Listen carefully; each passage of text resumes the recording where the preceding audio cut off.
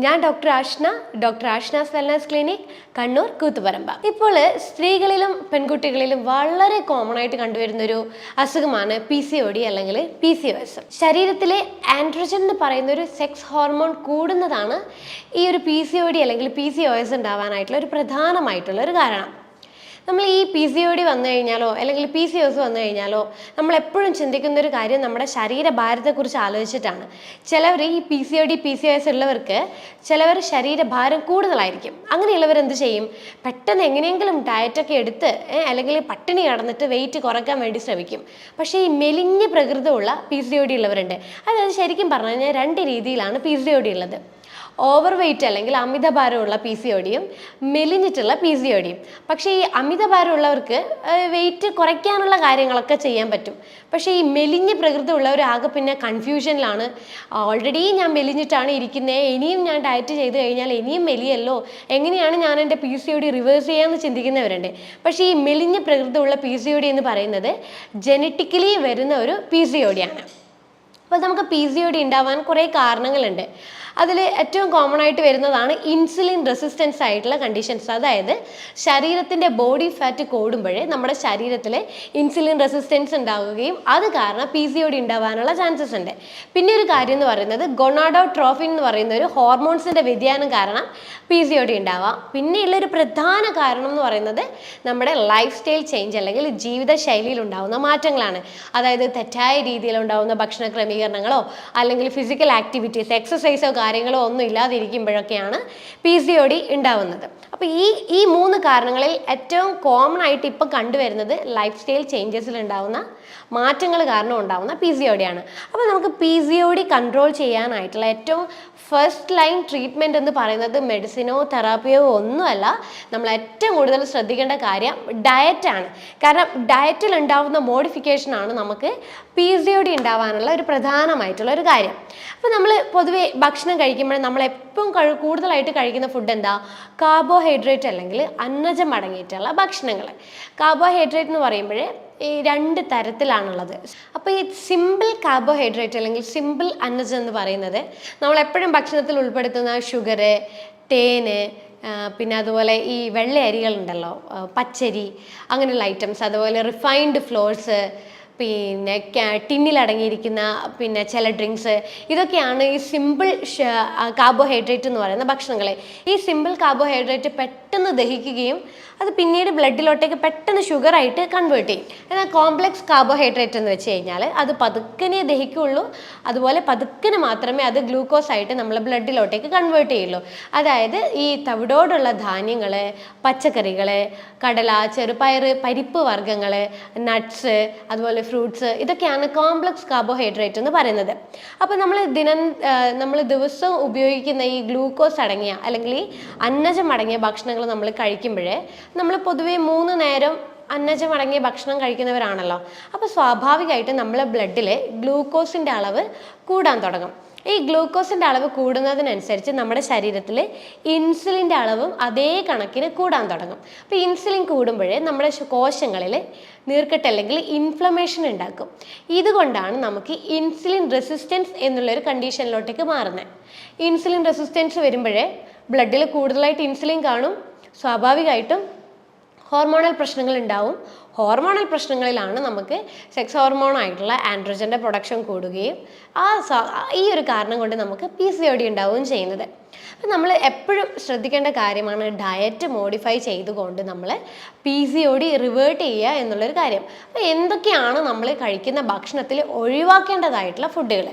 ആദ്യം നമ്മൾ ശ്രദ്ധിക്കേണ്ടതാണ് പാലും ഗോതമ്പും. കാരണം പാലൊഴിച്ചിട്ടുള്ള ചായ, കാപ്പി, പിന്നെ ഈ ചോക്ലേറ്റ്സ്, ഐസ്ക്രീം, അതുപോലെ ഈ ഗോതമ്പിൻ്റെ മറ്റ് ബൈ പ്രൊഡക്ട്സ് ഒക്കെ ഉണ്ടാവുമല്ലോ, റവ, മൈദ പ്രൊഡക്റ്റുകൾ, ബേക്കറി ഐറ്റംസ്, ഇതൊക്കെ നമ്മൾ കഴിക്കുമ്പോഴേ നമ്മളെ കോശങ്ങളിൽ നീർക്കെട്ട് കൂടുതലായിട്ട് ഉണ്ടാകുകയും ചെയ്യും.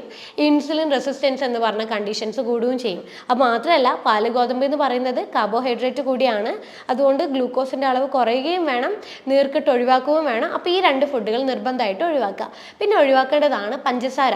നിങ്ങൾ സ്ഥിരമായിട്ട് ചായയിലോ അല്ലെങ്കിൽ ജ്യൂസിലോ എന്തിലെങ്കിലായിട്ട് നിങ്ങൾ പഞ്ചസാര ഉപയോഗിക്കുന്നുണ്ടെങ്കിൽ സ്ട്രിക്റ്റ് ആയിട്ട് പഞ്ചസാര ഭക്ഷണത്തിൽ നിന്ന് പൂർണ്ണമായിട്ട് ഒഴിവാക്കുക. കാരണം പഞ്ചസാര ഗ്ലൂക്കോസ് ആണ്, ഇൻസുലിൻ റെസിസ്റ്റൻസ് കൂട്ടും, PCOD നമുക്ക് റിവേഴ്സ് ചെയ്യാൻ ഒരിക്കലും പറ്റില്ല. പിന്നെ ഉള്ളത് റിഫൈൻഡ് ഓയിൽസ്, അതായത് സൺഫ്ലവർ ഓയിൽസ്, പാം ഓയിൽ, അങ്ങനെയുള്ള കുറച്ച് ഓയിൽസ് അവൈലബിൾ ഉണ്ടല്ലോ. ഇത് ഒരു കാരണവശാലും നമ്മൾ ഉപയോഗിക്കാൻ പാടില്ല. ഇത് ബോഡി ഫാറ്റ് കൂട്ടും, അതുപോലെ ഇൻസുലിൻ റെസിസ്റ്റൻസ് കൂട്ടും, PCOD നമുക്ക് ഒരിക്കലും റിവേഴ്സ് ചെയ്യാൻ പറ്റില്ല. പിന്നെ ഈ ബേക്കറി പ്രൊഡക്ട്സ്, ഡീപ്പ് ഫ്രൈ ചെയ്തിട്ടുള്ള ഈ ട്രാൻസ് ഫാറ്റ് അടങ്ങിയ ഫുഡുകൾ, ഇതൊക്കെ പൂർണ്ണമായിട്ട് നമ്മൾ ഭക്ഷണത്തിൽ നിന്ന് ഒഴിവാക്കാൻ വേണ്ടി ശ്രമിക്കാം. പിന്നെ നമ്മളൊരു ഡയറ്റ് ഫോളോ ചെയ്യുമ്പോൾ ആ ഡയറ്റ് എപ്പോഴും കുറച്ച് നാളുകളോളം നമ്മൾ സ്ട്രിക്റ്റ് ആയിട്ട് ഫോളോ ചെയ്യുക.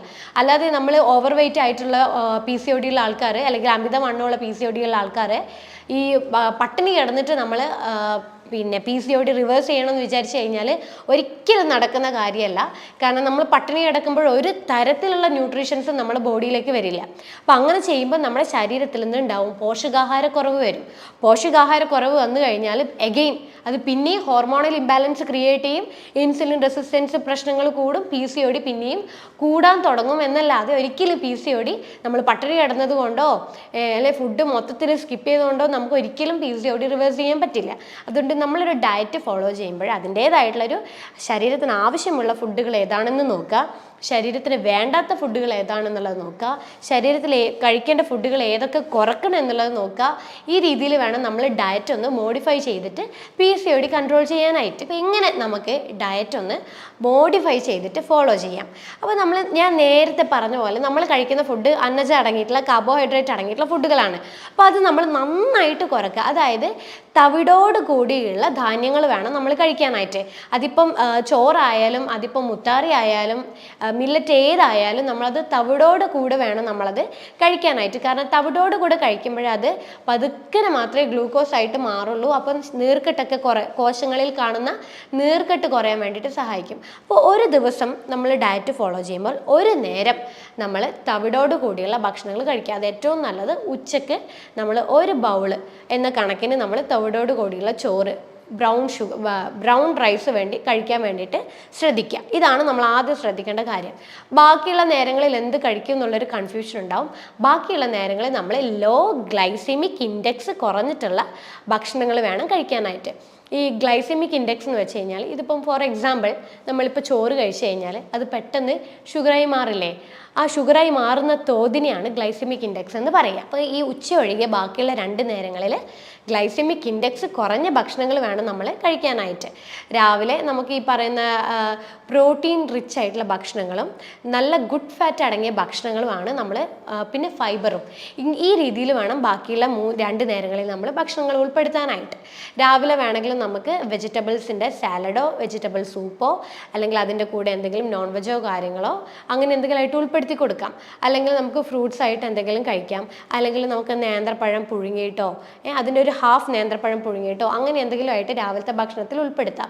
അല്ലെങ്കിൽ കടലയോ ചെറുപയറോ അങ്ങനെ എന്തെങ്കിലും, അതിൻ്റെ ചെറുപയറിൻ്റെ ദോശയോ അങ്ങനെ എന്തെങ്കിലും ആയിട്ട് നമ്മൾ ഉൾപ്പെടുത്താം. രാത്രിത്തെ ഭക്ഷണം നമുക്ക് നല്ല പ്രോട്ടീൻ അടങ്ങിയ ഭക്ഷണങ്ങൾ, അതായത് കടല, ചെറുപയർ, പരിപ്പ് പയറുവർഗ്ഗങ്ങളോ നട്ട്സോ സീഡ്സോ അല്ലെങ്കിൽ പിന്നെ നോൺ വെജോ അങ്ങനെയുള്ള എന്തെങ്കിലും പ്രോട്ടീൻ അടങ്ങിയ ഭക്ഷണത്തിൻ്റെ കൂടെ നല്ല ഫൈബർ അടങ്ങിയ ഫുഡും നല്ല ഫാറ്റ്, അതായത് വെണ്ണ അങ്ങനെയുള്ള കാര്യങ്ങളൊക്കെ ഉൾപ്പെടുത്തിയിട്ട് വേണം നമ്മൾ ഡയറ്റ് ഒന്ന് മോഡിഫൈ ചെയ്യാൻ വേണ്ടിയിട്ട്. ഈ രീതിയിൽ നമ്മളൊന്ന് ഡയറ്റ് ഫോളോ ചെയ്യുമ്പോൾ തന്നെ നമ്മളെ ശരീരത്തിൽ ലഭിക്കുന്ന ഗ്ലൂക്കോസിൻ്റെ അളവ് കുറയാൻ തുടങ്ങും. ഗ്ലൂക്കോസിൻ്റെ അളവ് കുറയുന്നതിനനുസരിച്ച് തന്നെ കോശങ്ങളിൽ ഉണ്ടാവുന്ന നീർക്കെട്ട് കുറയാൻ തുടങ്ങും. സ്വാഭാവികമായിട്ടും ഹോർമോൺസ് ഇംബാലൻസ് ആയി കിടക്കുന്നത് കുറയാൻ തുടങ്ങും. സ്വാഭാവികമായിട്ടും നമുക്ക് PCOD പതുക്കനെ റിവേഴ്സ് ചെയ്യാൻ തുടങ്ങും. ഈ PCOD ഉണ്ടായിക്കഴിഞ്ഞാൽ നിങ്ങൾക്ക് അറിയാമല്ലോ, നമ്മുടെ ശരീരത്തിൽ കുറേയധികം ലക്ഷണങ്ങളായിട്ടാണ് ഉണ്ടാകുക. ആദ്യം തന്നെ കാണിക്കുന്നത് പീരീഡ്സ് ഇറഗുലർ ആയിട്ട് വരിക എന്നുള്ളൊരു കാര്യമാണ്. PCOD വന്നതിൻ്റെ ഭാഗമായിട്ട് നമ്മൾ മരുന്ന് കഴിക്കുമ്പോൾ പീരീഡ്സ് ഒക്കെ അങ്ങനെ റെഗുലർ ആവാൻ തുടങ്ങും. പക്ഷെ എത്ര നാളെന്ന് വെച്ചിട്ട് നമ്മൾ മരുന്ന് കഴിക്കുക, നമുക്കൊരു മടുപ്പ് വരുമല്ലോ. അന്നേരം നമ്മൾ സ്റ്റോപ്പ് ചെയ്ത് നോക്കും, പഴയ പോലെ സൈക്കിൾ പിന്നെയും ഇറഗുലർ ആവാൻ തുടങ്ങും. അപ്പോൾ ആദ്യത്തെ ലക്ഷണം എന്ന് പറയുന്നത് PCODയുടെ ഇറഗുലർ ആയിട്ട്, അതായത് മാസം തെറ്റായിട്ട്, അതായത് ഈ മാസം വന്നു കഴിഞ്ഞാൽ നെക്സ്റ്റ് മന്ത് ഉണ്ടാവില്ല, അങ്ങനെ മാസങ്ങളോളം ഗ്യാപ്പ് ആയിട്ടായിരിക്കും ആദ്യത്തെ പീരീഡ്സ് ഇങ്ങനെ വരാൻ തുടങ്ങുന്നത്. പിന്നീട് ഒരു ലക്ഷണം എന്ന് പറയുന്നത് നമുക്ക് ഭയങ്കരമായിട്ട് ഹെയർ ഫോൾ ഉണ്ടാകും.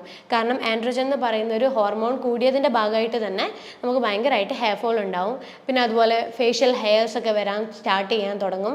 പിന്നെ ചിലവർക്ക് 1-2 മാസത്തെ ഗ്യാപ്പിന് ശേഷം വരുന്ന ബ്ലീഡിങ് ഭയങ്കര ഹെവി ആയിട്ട് ചിലപ്പോൾ 1 മാസത്തോളം നീണ്ടു നിൽക്കുന്ന പീരീഡ്സ് ആയിട്ട് വരും. ഇങ്ങനെയുള്ള ചില ലക്ഷണങ്ങളാണ് നമുക്ക് PCOD ഉണ്ടായി കഴിഞ്ഞാൽ ശരീരത്തിൽ ഉണ്ടാവുന്നത്. എപ്പോഴും ഒരു മാൻഡേറ്ററി ആയിട്ടുള്ള ഒരു കാര്യമാണ് ഉറക്കം.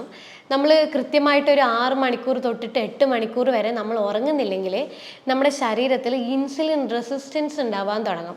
ഇൻസുലിൻ റെസിസ്റ്റൻസ് ഉണ്ടാവുമ്പോഴേ സ്വാഭാവികമായിട്ടും നമുക്ക് ഇൻസുലിൻ റെസിസ്റ്റൻസ് റിലേറ്റഡ് ആയിട്ടുള്ള എല്ലാ അസുഖങ്ങളും, അതിപ്പം ഷുഗർ ആയാലും ഫാറ്റി ലിവർ ആയാലും അമിതവണ്ണമായാലും PCOD ആയാലും ഇതൊക്കെ വരാനുള്ള ചാൻസസ് കൂടുതലാണ്. അപ്പോൾ നമ്മൾ PCOD റിവേഴ്സ് ചെയ്യുമ്പോൾ ഡയറ്റ് മാത്രം ശ്രദ്ധിച്ചാൽ പോരാ, നമ്മൾ ഉറക്കം നന്നായിട്ട് ശ്രദ്ധിക്കണം. പിന്നെ നമ്മൾ വെയിറ്റ് കുറയ്ക്കാൻ വേണ്ടിയിട്ട് ഡയറ്റിൻ്റെ കൂടെ ഡെയിലി ഒരു മണിക്കൂറോളം സ്ഥിരമായിട്ട് വർക്കൗട്ട് ചെയ്യാൻ വേണ്ടി ശ്രമിക്കുക. അതായത് നമ്മൾ വർക്കൗട്ട് ചെയ്യുമ്പോൾ ഒരു ആഴ്ചയിൽ 2 തവണ ഒരു ഹെവി ആയിട്ടുള്ള വർക്കൗട്ടും ബാക്കിയുള്ള ദിവസങ്ങളിൽ ഒരു ലൈറ്റ് ആയിട്ടുള്ള വർക്കൗട്ടും 1 മണിക്കൂറോളം നടത്തം, അങ്ങനെയുള്ള കാര്യങ്ങളൊക്കെ ഉൾപ്പെടുത്തുമ്പോഴേ നമ്മുടെ ശരീരത്തിലെ ഗ്ലൂക്കോസ് അടിഞ്ഞു കൂടിയിരിക്കുന്നത് കുറയാൻ തുടങ്ങും, ഇൻസുലിൻ കൂടിയിരിക്കുന്നത് കുറയാൻ തുടങ്ങും, ഇൻസുലിൻ റെസിസ്റ്റൻസ് കുറയും, PCOD റിവേഴ്സ് ആവാൻ തുടങ്ങും.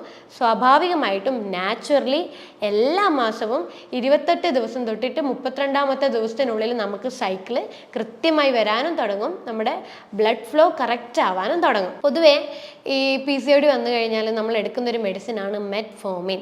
അതായത് ഇൻസുലിൻ റെസിസ്റ്റൻസ് കുറയ്ക്കാൻ വേണ്ടി എടുക്കുന്ന ഒരു മെഡിസിനാണ് മെറ്റ്ഫോമിൻ. അപ്പോൾ നമുക്ക് ഈ മെറ്റ്ഫോമിൻ തന്നെ എടുക്കുന്നത് നമുക്ക് ശരീരത്തിന് മറ്റ് വലിയ ദോഷഫലങ്ങളൊക്കെ ഉണ്ടാകും. അപ്പോൾ ഈ ഇൻസുലിൻ റെസിസ്റ്റൻസ് കുറയ്ക്കാൻ വേണ്ടി നമുക്ക് സപ്ലിമെൻറ്റേഷൻ ചെയ്യുന്നത് വളരെ എഫക്റ്റീവ് ആയിട്ടുള്ളൊരു കാര്യമാണ്. അതായത് omega-3 ഫാറ്റി ആസിഡ് നമ്മൾ കഴിക്കുന്നത് നമ്മുടെ ശരീരത്തിന് നല്ല കൊളസ്ട്രോൾ കൂടുകയും ഇൻസുലിൻ റെസിസ്റ്റൻസ് കുറയാനും വേണ്ടിയിട്ട് ഒത്തിരിയധികം സഹായിക്കും. അതുപോലെ തന്നെ ബെർബറിൻ എന്ന് പറയുന്നൊരു സപ്ലിമെൻ്റ് ഉണ്ട്. അത് ഈ മെറ്റ്ഫോമിന് പകരം നമുക്ക് എടുക്കാൻ പറ്റുന്നതാണ്. അത് ഇൻസുലിൻ റെസിസ്റ്റൻസ് കുറയ്ക്കും, കൊളസ്ട്രോളിൻ്റെ അളവ് കുറയ്ക്കും, ശരീരത്തിലെ അതുപോലെ വെയിറ്റ് കുറയാൻ വേണ്ടിയിട്ട് സഹായിക്കും. അതുകൊണ്ട് തന്നെ ബെർബറിൻ എന്ന് പറയുന്നൊരു സപ്ലിമെൻ്റ് നമുക്ക് ഇൻസുലിൻ റെസിസ്റ്റൻസ് കുറയാൻ വേണ്ടിയിട്ട് സഹായിക്കുന്നുണ്ട്. അപ്പോൾ ഈ 2 സപ്ലിമെൻറ്റ് നിങ്ങൾ ഉൾപ്പെടുത്തുക ഈ ഡയറ്റിൻ്റെ കൂടെ. അപ്പോൾ കുറച്ചുകൂടെ ഫാസ്റ്റായിട്ട് നിങ്ങൾക്ക് PCOD റിവേഴ്സ് ചെയ്യാൻ പറ്റുന്നതാണ്. പിന്നെ ഒരു നല്ലൊരു മെത്തേഡ് ഞാൻ പറഞ്ഞുതരാം. വീട്ടിലിരുന്നുകൊണ്ട് തന്നെ നമുക്ക് ഫോളോ ചെയ്യാൻ പറ്റുന്ന ഒരു ഈസി ആയിട്ടുള്ള ഒരു മെത്തേഡ്. അത് വേറെ ഒന്നുമല്ല, സീഡ് സൈക്കിൾ എന്നാണ് ഇതിന് പറയുക. അതായത് നമുക്ക് ഈ PCOD സമയത്ത് ഉണ്ടാവുന്ന ഹോർമോണൽ ഇംബാലൻസ്, അതായത് പ്രത്യേകിച്ച് സ്ത്രീ ഹോർമോൺ ആയിട്ടുള്ള ഈസ്ട്രജൻ, പ്രൊജസ്ട്രോൺ, ഈ 2 ഹോർമോൺസിൻ്റെ ഇംബാലൻസ് ഒന്ന് മാറ്റാൻ വേണ്ടിയിട്ടാണ് ഈ സീഡ് സൈക്കിൾ നമ്മൾ ഫോളോ ചെയ്യാൻ പോകുന്നത്. അതായത് പീരീഡ്സിൻ്റെ ഫസ്റ്റ് ദിവസം തൊട്ടിട്ട് 14 ദിവസത്തോളം 1 ടേബിൾ സ്പൂൺ ഫ്ലാക്സീഡ് രാവിലെ ജസ്റ്റ് ഒന്ന് ചൂടാക്കി പൊടിച്ചിട്ട് കഴിക്കുക. അതുപോലെ 1 ടേബിൾ സ്പൂൺ പംകിൻ സീഡ് വൈകുന്നേരം കഴിക്കുക. ഇതൊരു 14 ദിവസത്തോളം ഒരു റൊട്ടീൻ പോലെ നമ്മൾ ഫോളോ ചെയ്യുക. പിന്നെ 15ാമത്തെ ദിവസം തൊട്ട് 28ാമത്തെ ദിവസം വരെ നമ്മൾ 1 ടേബിൾ സ്പൂൺ എള്ളും 1 ടേബിൾ സ്പൂൺ സൺഫ്ലവർ സീഡും ഓരോന്നും ഓരോ നേരമായിട്ട് കഴിക്കാം. ഈ ഒരു മെത്തേഡ് നമ്മൾ ഒരു 2-3 മാസം തുടർച്ചയായിട്ട് കണ്ടിന്യൂ ആയിട്ട് ചെയ്യുമ്പോൾ ഓട്ടോമാറ്റിക്കലി നമ്മളെ പീരിയഡ്സ് നോർമൽ ആവാൻ തുടങ്ങും.